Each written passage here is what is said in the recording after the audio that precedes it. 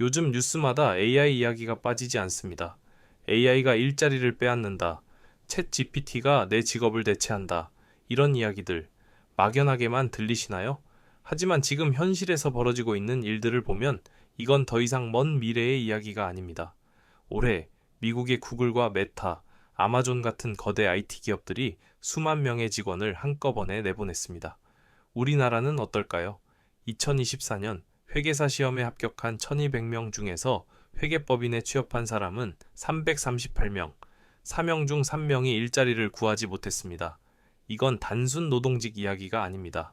어렵게 공부해서 자격증을 딴 전문직 이야기입니다. 대체 무슨 일이 벌어지고 있는 걸까요? 오늘은 AI가 바꾸고 있는 일자리 지형도와 그 대안으로 떠오른 기본소득에 대해 이야기해 보겠습니다. 과거를 한번 되돌아볼까요? 18세기 산업혁명 때 증기기관과 방직기가 등장했습니다. 손으로 천을 짜던 사람들의 일자리가 사라졌죠. 20세기에는 자동차와 컨베이어 벨트가 공장을 바꿨습니다. 육체 노동의 상당 부분이 기계로 대체됐습니다. 하지만 그때마다 사람들은 말했습니다. 괜찮아, 기계는 힘쓰는 일만 할 뿐이야. 머리 쓰는 일은 여전히 사람이 해야 해. 그런데 지금은 다릅니다. AI는 계산하고, 분석하고, 판단합니다. 법률 문서를 검토하고, 회계 장부를 감사하고, 심지어 의료 진단까지 보조합니다.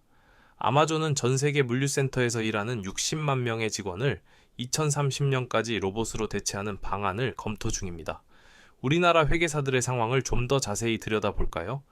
회계법인에서 신입 회계사가 하는 일은 주로 기업의 장부를 검토하고 오류를 찾는 겁니다. 그런데 최근 개발된 AI 감사 프로그램은 수천 페이지의 장부를 몇 초 만에 분석합니다. 사람이 며칠 걸려서 찾을 오류를 AI는 순식간에 찾아냅니다. 그러니 기업 입장에서는 당연히 사람을 덜 뽑게 되는 겁니다.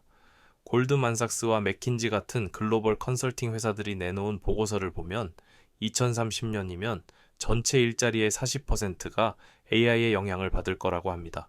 40%가 모두 사라진다는 건 아닙니다. 하지만 일하는 방식이 완전히 바뀐다는 뜻입니다. 예전에는 전문직 자격증만 따면 평생 안정적이라는 공식이 있었습니다. 이제 그 공식이 깨지고 있습니다. 그렇다면 AI가 사람의 일자리를 빼앗는 시대에 우리는 어떻게 살아가야 할까요? 최근 주목받는 해법이 하나 있습니다. 바로 기본소득입니다. 기본소득이란 모든 국민에게 조건 없이 정기적으로 일정 금액을 지급하는 제도입니다. 일을 하든 안 하든 부자든 가난하든 상관없이 모든 사람에게 똑같이 매달 일정 금액을 줍니다. 예를 들어 국민 전체에게 매달 50만 원씩 주는 식입니다. 이게 말이 되냐고요? 놀랍게도 이 아이디어를 가장 먼저 제안한 사람들은 바로 AI를 만드는 사람들입니다. 전기차 회사 테슬라의 CEO 일론 머스크는 이렇게 말했습니다. AI가 대부분의 일을 하게 될 것이다. 기본소득은 필수가 될 것이다. 챗 GPT를 만든 오픈 AI의 CEO 샘 올트먼도 비슷한 이야기를 합니다. AI가 만든 부를 모든 사람에게 분배해야 한다. 그는 실제로 월드코인이라는 프로젝트를 통해 이를 실험하고 있습니다. 2020년 미국 대선에 나왔던 앤드류 양 후보는 더 구체적인 방안을 제시했습니다. AI 기업의 세금을 더 걷어서 국민들에게 배당으로 나눠주자. 허황된 이야기처럼 들리시나요? 그런데 이미 실험이 진행됐습니다. 미국 시카고 근처 쿡카운티라는 지역에서 2년간 기본소득 실험을 했습니다. 저소득층 가구 3,250세대에게 매달 $500, 우리 돈으로 약 70만 원을 아무 조건 없이 지급했습니다. 많은 사람들이 우려했습니다. 공짜로 돈을 주면 사람들이 일을 안 하지 않을까? 그런데 결과는 예상과 달랐습니다. 일을 그만둔 사람은 거의 없었습니다. 오히려 더 적극적으로 구직 활동을 했습니다. 정신 건강이 좋아졌고 삶의 질이 향상됐습니다. 자녀 교육에 투자하는 가구도 늘었습니다. 왜 이런 결과가 나왔을까요? 당장 내일 먹고 살 걱정이 줄어들자 사람들은 조금 더 나은 일자리를 찾을 여유가 생긴 겁니다. 급하게 아무 일이나 하는 대신 자신에게 맞는 일을 찾아볼 수 있게 된 거죠. 물론 문제가 없는 건 아닙니다. 가장 큰 문제는 돈입니다. 한국 기준으로 5천만 명의 국민에게 매달 50만 원씩 지급하려면 1년에 300조 원이 필요합니다. 우리나라 1년 전체 예산이 650조 원 정도니까 거의 절반을 여기에 써야 한다는 겁니다. 그래서 제안되는 방법이 AI세 또는 로봇세입니다. AI로 큰 이익을 보는 기업들, 구글이나 애플, 삼성 같은 회사들에게 세금을 더 걷어서 재원으로 쓰자는 겁니다. 하지만 반대 의견도 만만치 않습니다. MIT 대학의 경제학자 데이비드 오터 교수는 단호하게 말합니다. 기본소득은 정치적 판타지일 뿐이다. 반대하는 사람들의 논리는 이렇습니다. 첫째, 기업에 세금을 더 거두면 기업들이 세금 낮은 나라로 도망갑니다. 실제로 글로벌 기업들은 법인세가 낮은 아일랜드나 싱가포르 같은 나라에 본사를 두고 있습니다. 둘째, 쿡카운티 실험은 규모가 작고 기간이 짧았습니다. 3,000가구 2년 정도의 실험으로 전 국민 대상 제도를 판단하기에는 무리가 있다는 겁니다. 셋째, 모든 사람에게 돈을 주면 물가가 오릅니다. 결국 실질적인 구매력은 그대로라는 거죠. 하지만 더 근본적인 문제가 있습니다. 진짜 문제는 일자리 감소가 아니라 AI가 만든 부가 소수에게만 집중된다는 점입니다.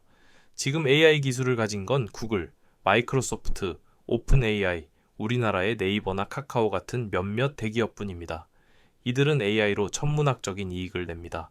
반면 일반 노동자들은 일자리를 잃거나 임금이 정체됩니다. 기본소득을 준다고 해도 이 구조 자체는 바뀌지 않습니다. AI 기업 소유주는 수천억, 수조 원의 자산을 가지고 일반 사람들은 매달 기본소득 50만 원에 의존하며 살아가는 겁니다. 결국 새로운 형태의 계급사회가 고착화될 수 있다는 우려입니다. 또 하나, 일의 의미를 생각해 봐야 합니다. 일은 단순히 돈을 버는 수단만은 아닙니다. 이를 통해 우리는 사회의 일원이라는 소속감을 느끼고 자아를 실현하고 사회에 기여한다는 보람을 느낍니다. 일 없이 기본소득만 받으며 사는 삶이 과연 행복할까요? 지금까지 AI가 바꾸고 있는 일자리 환경과 대안으로 떠오른 기본소득에 대해 살펴봤습니다. 확실한 건 하나입니다. AI는 이미 우리 삶을 바꾸고 있고 그 속도는 점점 빨라지고 있습니다. 단순 노동직뿐 아니라 회계사, 변호사, 의사 같은 전문직도 예외가 아닙니다. 불확실한 것도 있습니다. 그 대안으로 나온 기본소득이 정말 작동할지는 아직 아무도 모릅니다. 앞으로 우리가 주목해야 할 건 세 가지입니다. 첫째, 각국 정부가 AI세나 로봇세를 실제로 도입하는지 지켜봐야 합니다. 둘째, 기업들의 AI 도입이 사람을 돕는 방향인지 사람을 대체하는 방향인지 확인해야 합니다. 셋째, 사라지는 직업에서 새로운 직업으로 전환할 수 있도록 재교육 시스템이 갖춰지는지 봐야 합니다. 한 가지는 분명합니다. 기술 발전은 멈출 수 없습니다. 하지만 그 기술이 만든 부를 어떻게 나눌지는 우리가 선택할 수 있습니다. 10년 후 우리 사회는 두 가지 중 하나가 될 겁니다. 하나는 소수가 AI로 막대한 부를 쌓고 다수는 기본소득으로 근근히 살아가는 극단적 불평등 사회.